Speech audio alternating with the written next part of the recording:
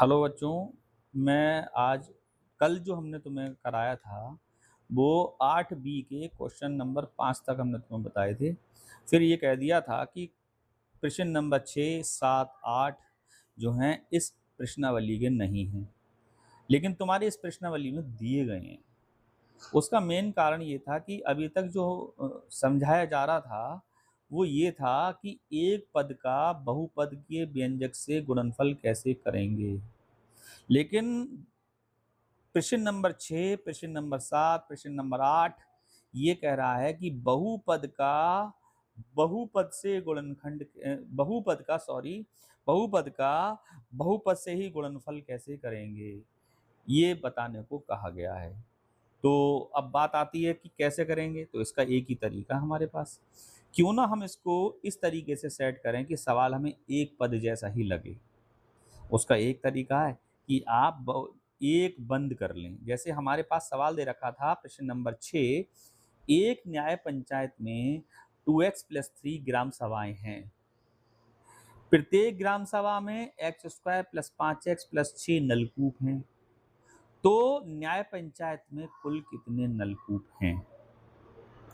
अब न्याय पंचायत के जब हम नलकूप निकालेंगे तो ग्राम सभाएं गुणा नलकूप, दोनों गुणा करेंगे, इसके बाद ही हमारे कुल नलकूप निकल कर आएंगे। अब चूंकि ये भी बहुपद है और ये भी बहुपद है, दोनों बहुपद हैं, तो बहुपद की बहुपद से गुणा कैसे करेंगे, इस बात को बताने के लिए हमने क्या काम करा, क्यों ना हम इसका एक पद छुपा दें। देखो हमने +3 छुपा दिया, 2x+3 x² + 5x+6 दिया गया है, जिसमें से हमने +3 छुपा दिया। जब हमने +3 छुपाया तो हमारे पास क्या बचा, 2x बचा। क्या बचा? 2x बचा। अब बराबर के नीचे बराबर लगाया और क्या काम करा, तो क्या काम करा, हमने +3 को छुपा दिया। अब हमारे पास ये एक पद और बहुपद जैसा, जैसे अपने ऊपर सवाल करते आ रहे थे, वैसा ही बन गया। अब हमने देखो यहाँ पे प्लस का चिन्ह है, यहाँ पर भी प्लस का चिन्ह है, तो हमने 2x की गुणा x² से कर दी। इधर भी प्लस का चिन्ह है, इधर भी प्लस का चिन्ह है, एक से चिन्ह प्लस के होते हैं। 2x की गुणा 5x से कर दी, 2x की गुणा 5x से कर दी। ये भी प्लस का चिन्ह है, ये भी प्लस का चिन्ह है। फिर हमने क्या काम करा, 2x की गुणा 6 से कर दी। जब तुम 2x से निबट गए, अब तुम क्या काम करो, 2x छुपा दो। अब हमारे पास +3 बचा। अब +3 की गुणा इससे करो। क्या करोगे, +3 की गुणा +x² से, यानी कि 3x²। 3 की x, दोनों प्लस के थे, प्लस लगा दिया। ये भी प्लस का, ये भी प्लस का, हमने प्लस लगा दिया। 3 की गुणा 5x से, 3 की गुणा 5x से, और प्लस लगा दिया 3 की गुणा 6 से। अब हमने क्या काम करा, बराबर के नीचे बराबर लगाया। देखो इसके ऊपर एक घात है, दो हमने पहले नंबर, 2 और 1 3, x की घात 3 हो गए, प्लस पहले नंबर 2 पंजे 10, x की घात 1 है, x की घात 1 है, यानी कि x की घात 2 हो गए, दोनों जोड़ के। समझ में आ गई? प्लस इसके बाद 6 दूनी 12, पहले नंबर 6 दूनी 12, फिर x लिख लिया। फिर इसके बाद 3x² लिखा है, फिर इसके बाद 3 पंजे 15 x प्लस 6 तियाँ 18। अब देखो x² ये और x² ये, तुम लोगों को बता रहा हूँ, जब तुम ज़्यादा करने लगोगे तो डायरेक्ट सवाल करने लगोगे। तो 2x³, अब देखो 10x² भी प्लस का है, 3x² भी प्लस का है, निशान लगा दिए दोनों, इससे पहचान लेना बच्चों। तो x² वाले एक साथ लिखे, देखो 10x², 3x² कितने हो गए, 10 3 13x²। फिर इसके बाद देखो बिंदी लगा रहा हूँ, ये x वाला पद है ये, और x वाला पद ये है, यानी 12x + 15x दे रखा है। तब 12x + 15x दे रखा है, तो हमने क्या काम करा, दोनों प्लस के हैं, दोनों जुड़ाएंगे। 12 और 15 कितने हो गए, 27x। हमेशा ध्यान रखो, सजातीय पद जुड़ते या घटते हैं, क्योंकि इसमें जोड़ हो रहा है तो हम जोड़ रहे हैं, और अगर घट रहा होता तो हम घटा देते। इसके बाद +18 आ गया। इस तरीके से हमारी इतने नलकूप ये हमारे बीजीय व्यंजक के रूप में निकल कर आ गया। अब सवाल में कुछ और भी कह रहा है कि नहीं कह रहा है, बस उन्होंने कहा कितने नलकूप होंगे, तो लिख देना इतने नलकूप होंगे।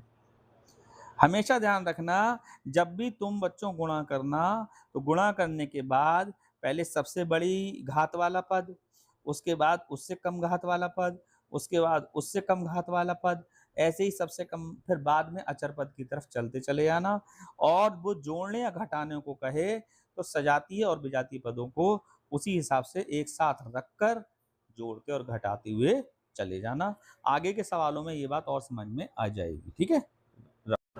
अब प्रश्न नंबर 7 आता है प्रश्नावली 8B का। एक विकास खंड में 5x+3 विद्यालय में स्वच्छता के कारण प्रत्येक विद्यालय में 5x-3 बालिकाएं बढ़ जाती हैं। तो बताओ विकास खंड में कितनी बालिकाएं बढ़ जाती हैं। तो केवल बढ़ी हुई बालिकाएं पूछ रहा है इसमें, कितनी बालिकाएं, ये नहीं पूछ रहा है कितनी बालिकाएं हैं, केवल कितनी बालिकाएं बढ़ जाती हैं। यानी कि हमें क्या काम करना है, विद्यालय गुणनफल हम जब इसका करेंगे कितनी बढ़ जाती हैं गुणनफल के रूप में, तो विद्यालय, कितने विद्यालय, विद्यालय की संख्या गुणा बालिकाएं बढ़ी हुई। विद्यालय हमारे पास कितना था, 5x+3 विद्यालय थे और इसमें से 5x-3 लड़कियां बढ़ जाती हैं। हमने क्या काम करा, बराबर लगाया। बच्चों इसका एक सूत्र होता है, लेकिन हम तुम्हें सूत्र से नहीं करवा रहे हैं क्योंकि यहाँ पे गुणनफल सिखाया जा रहा है। तो हम गुणनफल क्या काम कर रहे हैं, बहुपद का बहुपद से होना है। तो हमने क्या काम करा, प्लस का 3 हमने इसमें छुपा दिया। जब प्लस का 3, तो गुणनफल जब हम निकालेंगे कुल कितनी बालिकाएं बढ़ गई, तो विद्यालय गुणा बालिकाएं बढ़ी हुई। विद्यालय हमारे 5x+3 और बालिकाएं बढ़ी हुई 5x-3। अब जबकि बहुपद का बहुपद से ही गुणनफल है, हम इसे सूत्र से भी कर सकते हैं, लेकिन तुम्हें समय गुणनफल सिखाना है। हमने कहा कि 1 बंद कर लो, हमने +3 बंद कर लिया, मैंने +3 छुपा लिया। अब हमें 5x की 5x से कर दिए पहले, क्योंकि ये भी प्लस का ये भी प्लस का, तो हमने क्या करा, 5x की 5x से गुणा कर दी। अब ये प्लस का ये माइनस का दोनों अलग अलग चिन्ह, हमने माइनस लगा दिए। 5x का 3 से, 5x का 3 से। अब हमने क्या काम करा, 5x तो दोनों से निपट गया, अब हमने 5x छुपा लिया, +3 छोड़ दिया। अब ये भी प्लस का ये भी प्लस का, यानी कि +3 × 5x से गुणा कर दी, इस 3 की 5x से, और ये प्लस माइनस माइनस 3 की 3 से गुणा कर दी। अब हमने क्या काम करा, पहले अंक अंक यानी नंबर नंबर, 50 25 डायरेक्ट लिख दिया।